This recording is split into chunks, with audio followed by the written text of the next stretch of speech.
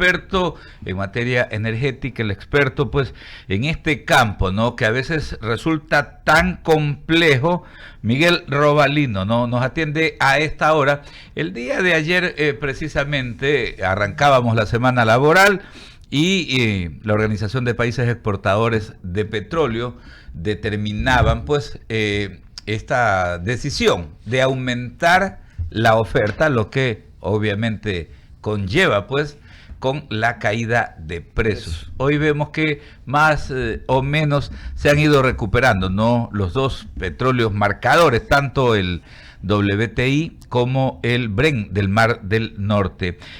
¿Cómo más o menos han monitoreado, Miguel, en estas últimas horas el comportamiento en lo que tiene que ver con la comercialización a futuro pues del petróleo, sobre todo del WTI que utilizamos acá en Ecuador como crudo referencia? Bienvenido, buenas tardes.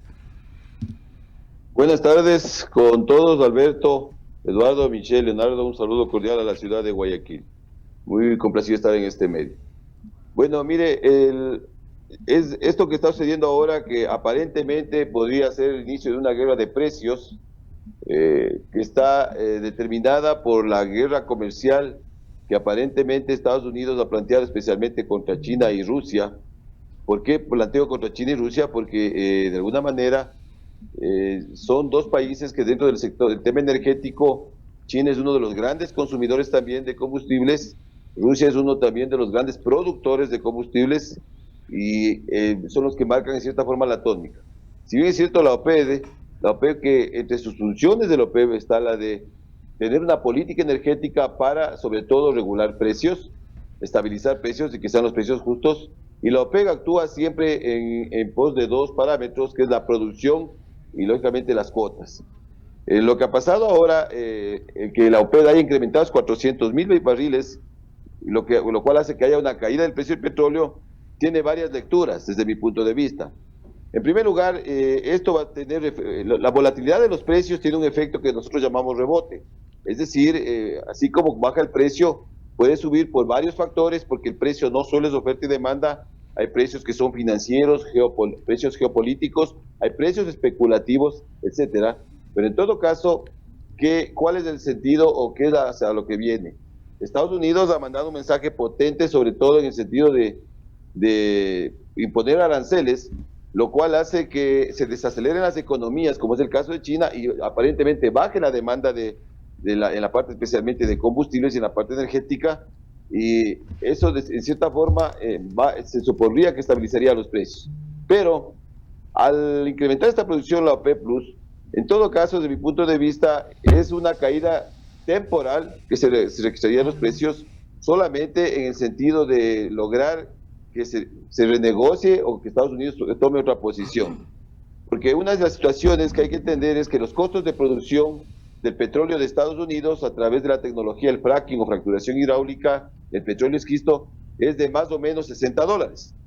¿Por qué planteo esto? Es decir, es muy complicado que el precio del petróleo se mantenga abajo de los $60 porque de hecho quebrarían muchísimas de las industrias de las empresas petroleras que están especialmente en la zona de Texas, ¿sí? Quebrarían, que son las que tienen un potente desarrollo especialmente con esta tecnología de fracking. Claro, o sea que hay que analizar varias aristas, ¿no? Porque definitivamente hay que ver hasta qué punto va impactando a las propias potencias, ¿no? En medio de esta guerra comercial.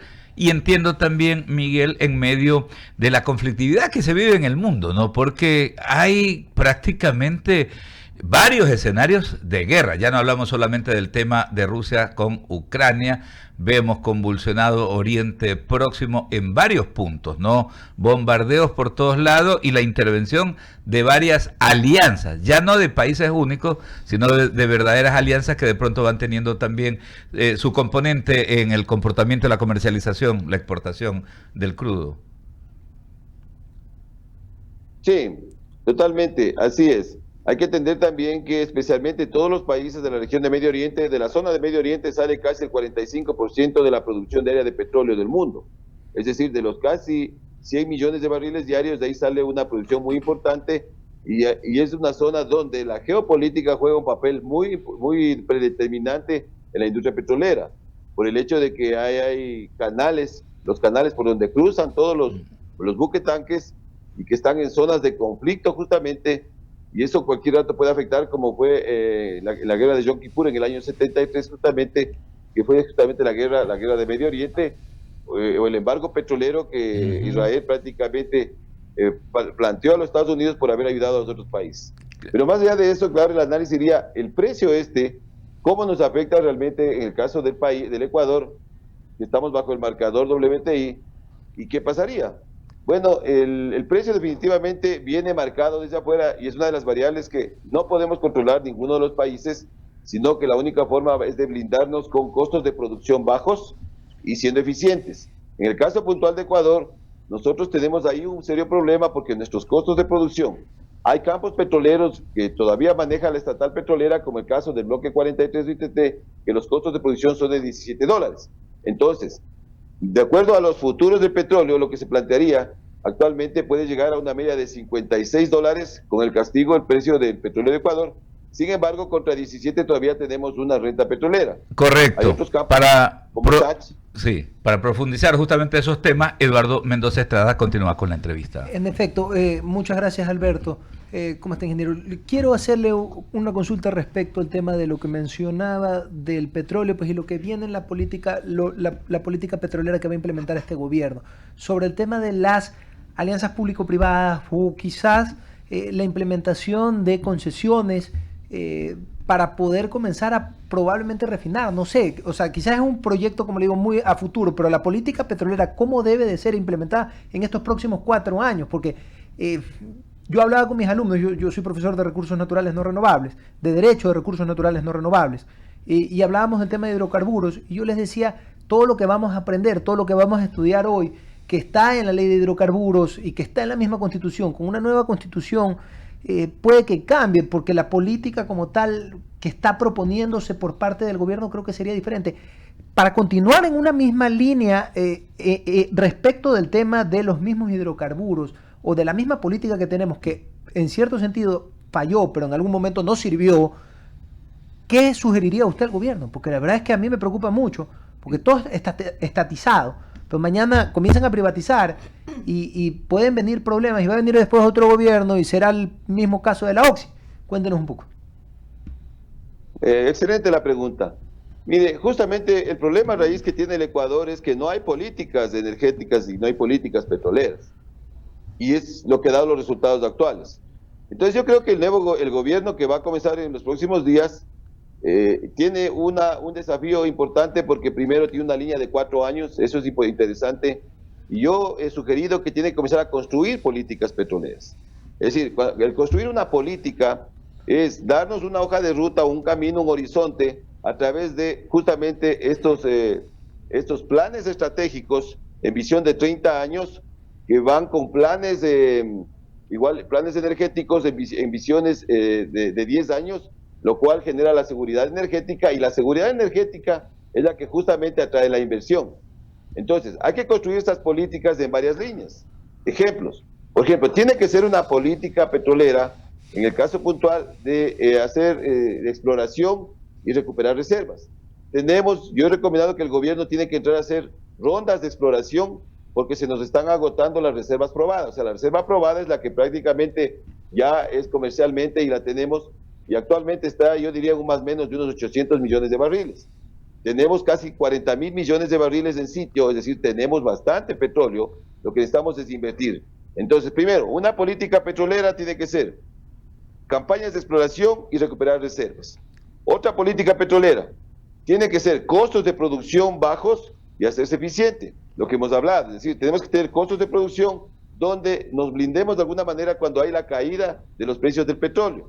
La media de nuestros campos petroleros, como venía planteando, $17, $11 en el caso de Sacha, pero hay campos como por ejemplo Campo Auca, Campo Chuchupindi, que se está pagando tarifas de hasta 25, 30, $35, en donde cuando baja el precio del techo, inclusive el gobierno o el país tenemos que subsidiar esa diferencia y pagarles perdiendo, no sé si me explico. Otra política importante es en la parte de la industrialización. El Ecuador tiene que tener como política petrolero y política energética, industrializar su petróleo. De hecho, esto está en la ley de hidrocarburos. Por otro lado, al industrializar el petróleo, buscando modelos con lo que tenemos de refinerías, haciendo acuerdos internacionales con refinadores para enviarle petróleo que nos regresen combustibles, el valor del transporte más o menos 6.5%, sin embargo sigue siendo mejor el precio y incrementamos la seguridad energética, es decir, no depender de terceros.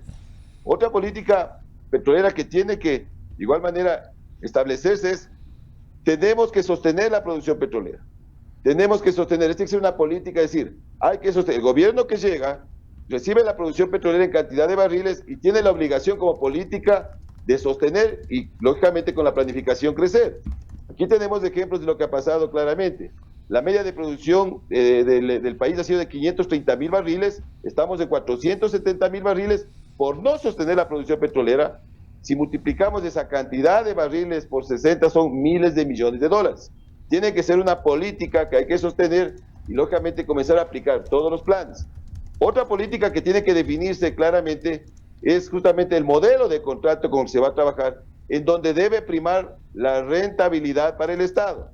Ese es otro tema que hay que tener muy claro. Nuestros campos petroleros tenemos que diferenciar los campos que están en producción, como era el caso de Sacha, es decir, Sacha produce 77.000 barriles, ahí hay un derecho intangible que hemos invertido los ecuatorianos, y si yo delego ese campo a través de un modelo, sea de participación o por tarifa fija, yo tengo que pagar un costo solo porque me dé haciendo la operación de los 77.000 barriles, y yo le pago otra tarifa por lo que me incremente la producción, es decir, lo que haya invertido en exploración, etc. Entonces, este tipo de políticas tienen que establecerse para en realidad tener un norte. Tenemos ejemplos muy claros de países que sí tienen políticas, como es Perú, como es Chile, y lógicamente ahora estamos viendo la línea de Argentina, Brasil y también la de Colombia. Entonces, ese es un tema que este gobierno yo he recomendado que tiene que comenzar a plantearse desde el comienzo. Eso no va a ser rápido, pero sí que debe dejar bases importantes para que la línea de los 4 años, lógicamente, ya quede establecida.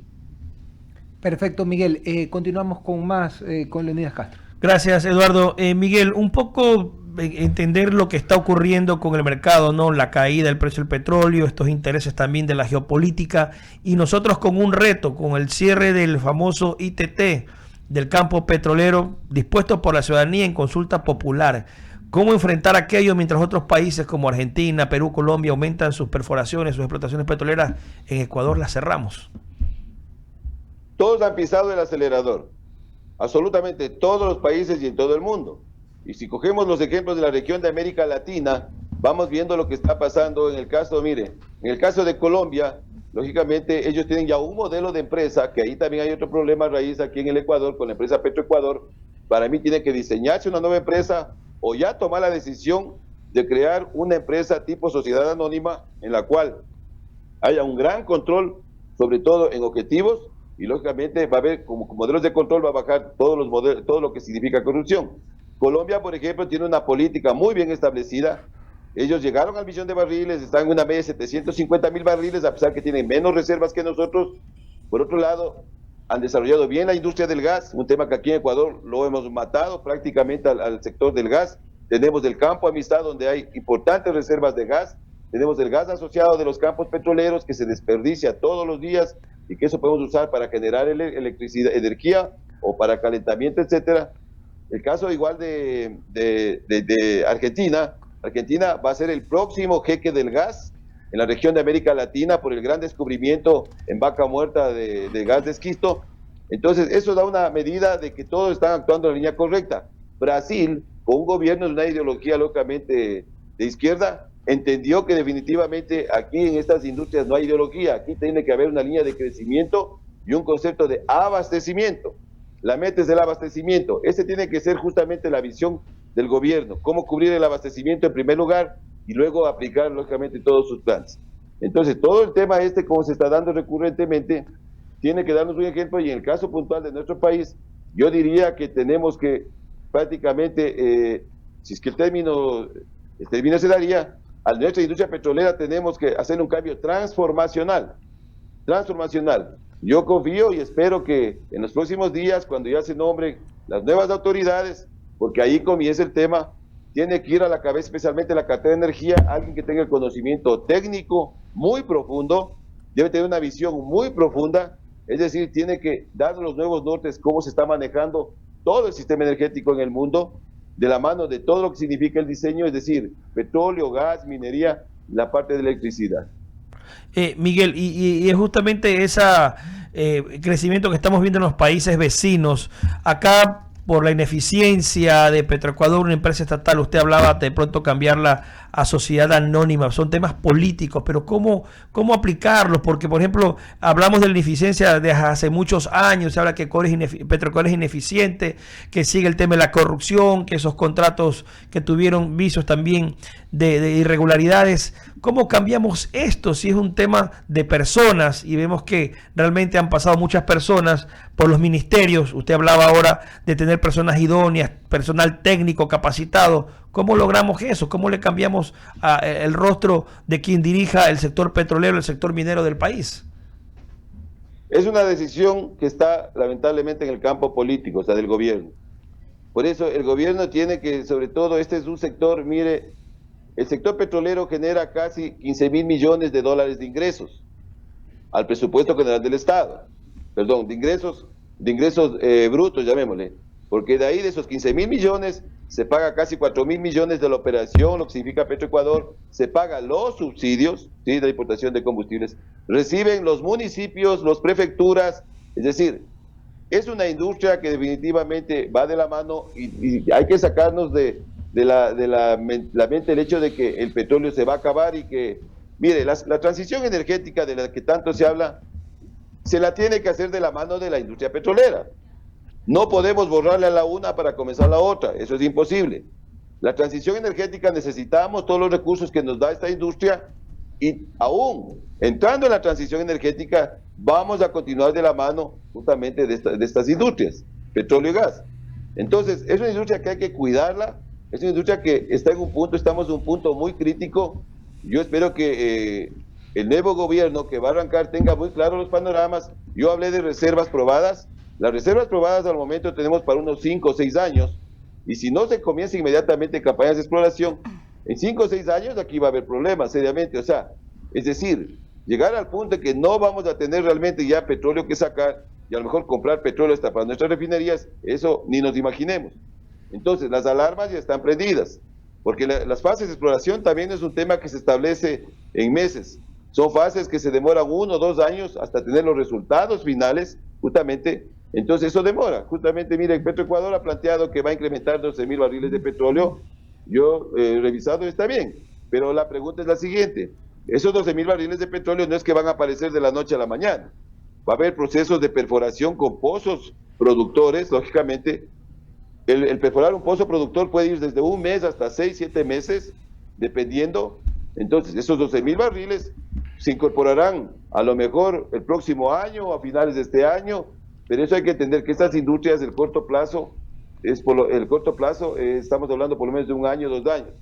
Entonces, bajo esa visión aquí hay que actuar rápidamente, para poder comenzar a reorganizar, yo diría, la industria, todo el sector energético y dar los pasos importantes como anteriormente planteaba, para estar todos los ecuatorianos seguros que nos están llevando por el camino correcto y no podemos andar con el efecto realmente de caídas de producción. El bloque 43, como bien lo mencionaron, de los 59.000 barriles ya está en 45.000 barriles. Este año hay que cerrar 48 pozos, ¿sí?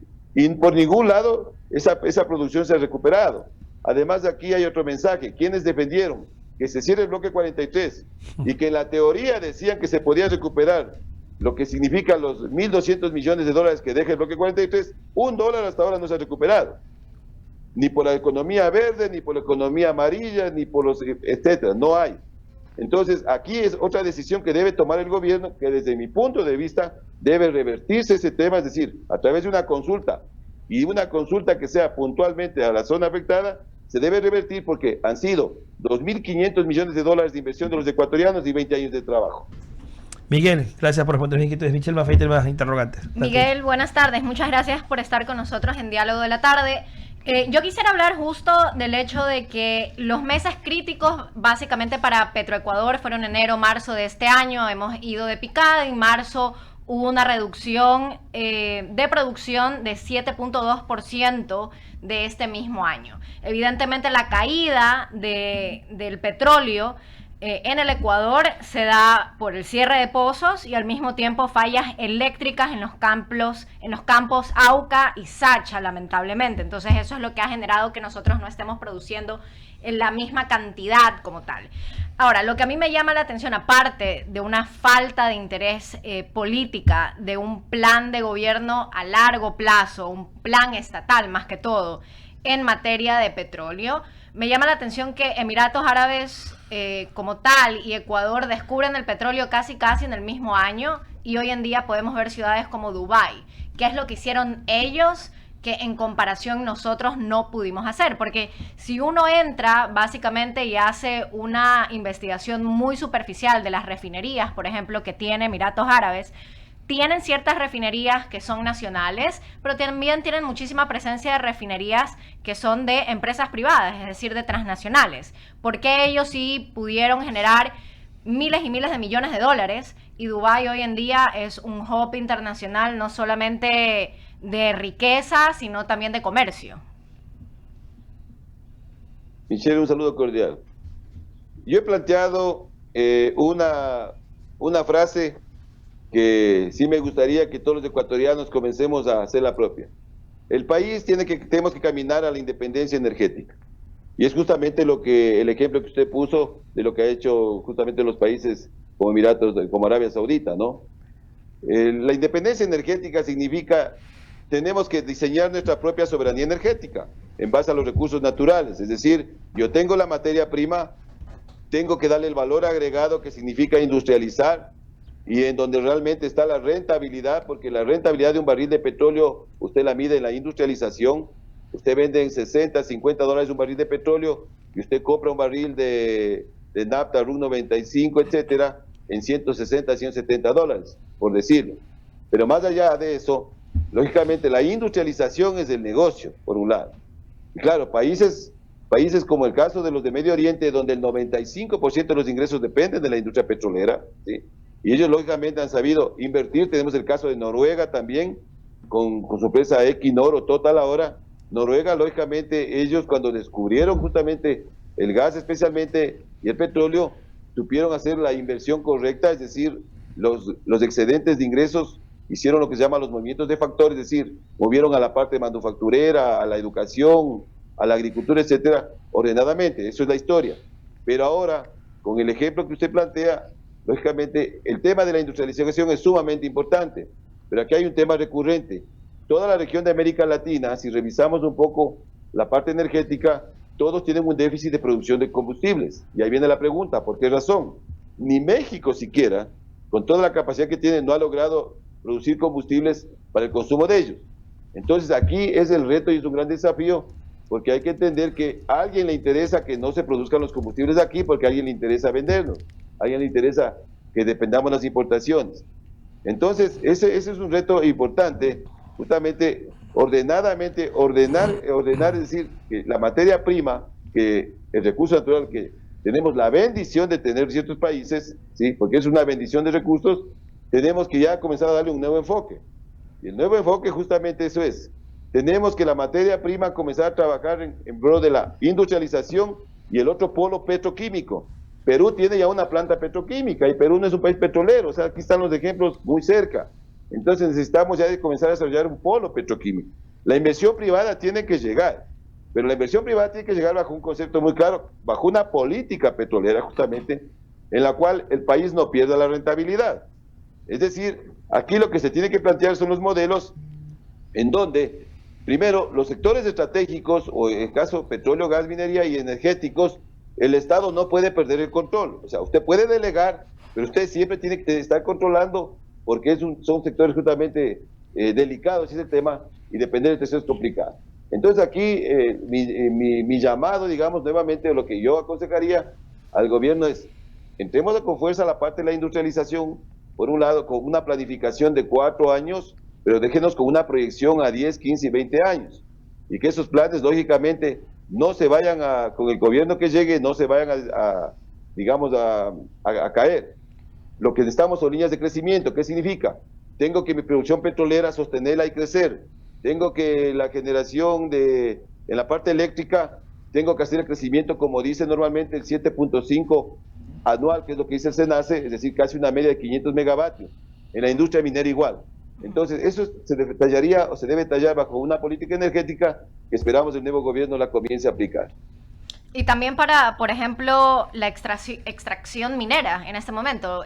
Las mineras requieren de muchísima energía y también de muchísima agua. Ahora yo le tengo una última pregunta, Miguel, de también por qué, por ejemplo, las hidroeléctricas como tal, que nosotros tenemos en el Ecuador, ¿por qué fueron diseñadas de la forma en que fueron diseñadas? Parecería que cada vez que el Ecuador tiene un intento de diversificación, de seguridad energética, lo hace y lo termina haciendo a medias. Y voy a dar el ejemplo de la represa de Itaipú, que es la represa en sí eléctrica que fue construida en el 75 y en el 82, que benefician a dos países, a Brasil y a Paraguay al mismo tiempo. Ellos hicieron una represa sobre el río Paraná. ¿Por qué en el Ecuador, pese a que fue, vamos a decir, la joya de la administración de Correa, por qué no se dignaron a hacer una represa? Porque evidentemente la represa sirve en el momento que hay sequía. Sí, mire, aquí hay un tema. Cuando uno diseña el mix energético, la canasta energética de un país, lógicamente tiene que ver todo lo que va a utilizar. En este caso es la parte hidroeléctrica, que es una fuente importante, pero de la mano de eso tiene que ir también el desarrollo de la parte termoeléctrica y gas. Y de la mano también tenemos que ir todo lo que significa energía renovable, es decir, fotovoltaica, eólica, y bueno, actualmente ya tenemos que comenzar a pensar en las plantas de electroenergía, en las que son justamente con lo que se conoce con los reactores nucleares, ¿sí? Como lo tiene Argentina. Argentina tiene 1.700 megavatios con el complejo Atacha, que es con reactores nucleares, ¿sí? Colombia también fueron construidos por Videla en plena dictadura. Correcto. Entonces, este mix energético, Michelle, es importante que se diseñe. Ahora, lo importante aquí es que el mix energético esté diseñado en visión del abastecimiento. Es decir, lo que nos está pasando en el Ecuador ahora, llega el estiaje, baja justamente la generación de las hidroeléctricas, como no hay un reemplazo de la termoeléctrica, no se ha trabajado en los parques, en mantenimiento y también en la expansión de este tipo de generación, entramos a la crisis eléctrica y a los apagones, así de sencillo para que se explique. Entonces, ese mix energético que tiene que trabajarse. Ahora, el diseñar los diferentes modelos de lo que sea la parte de las presas hidráulicas, especialmente de las hidroeléctricas, hay varios. Por ejemplo, el Coca-Cola Ciclo es un modelo que llamamos de pasada. Es decir, con el caudal del río, llega a los túneles conductores, activa la generación, y si baja los niveles de caudal, lógicamente baja la generación. Tenemos del otro, como es toda la parte de Paute, que ahí, si bien es cierto, es un complejo, llamemos, eléctrico, en donde en cierta forma sí podemos mantener un cierto tiempo la energía, es decir, sí podemos guardar por periodos de 30 a 45 días, dependiendo, a través de una gran represa, pero igual, el tema es que va bajando, va pasando, se abren las compuertas, activa todo lo que son los generadores, pasa a la siguiente represa, activa y pasa. El modelo, como el que usted plantea, son modelos también en donde se utiliza mucho también la parte de Europa, es decir, se hacen dos grandes represas en donde prácticamente la caída de la una se le utiliza para que active la generación, llega a la otra represa y usted vuelve a bombear y regresa nuevamente para que haga el ciclo, ¿sí? Entonces son diseños, pero en todo caso, esos son modelos. Aquí hay en cartera hay Santiago Cardenillo que tiene que construirse, en donde se tendrá que, desde mi punto de vista, revisar nuevamente los diseños para ver ya opciones con lo que está ocurriendo, pero por otro lado, más allá de eso, el mix energético es lo que interesa que se complete. Y mire, la Organización Latinoamericana de la Energía, la OLADE, ha sido muy clara en su último informe técnico del 2024. Todos los países de la región de América Latina tienen que hacer la generación eléctrica básicamente con petróleo y gas, básicamente. Entonces, ahí está prácticamente la respuesta, y aquí en el país, este es otro tema que también esperamos, en la parte eléctrica, ya las soluciones se comiencen a dar. Primero, tratar de salir de la crisis eléctrica, porque todavía seguimos. ¿Y por qué digo que seguimos? Porque todavía hay un déficit de generación, por un lado, y la demanda existente todavía va a tener un déficit por la parte de la oferta. Entonces ahí hay otro tema y otro gran desafío que tiene el gobierno. Gracias, Miguel. Wendy Quinde. Despidiéndolo a Miguel, muchas gracias por haber estado con nosotros. Pues estos micrófonos son suyos. Muchas gracias. Vamos con más del corte comercial. Cuéntenos, Wendy Quinde. Abrimos espacio en menciones publicitarias. Gracias, mi querido Eduardo, y también al invitado por haber estado con nosotros en estos micrófonos, compañeros.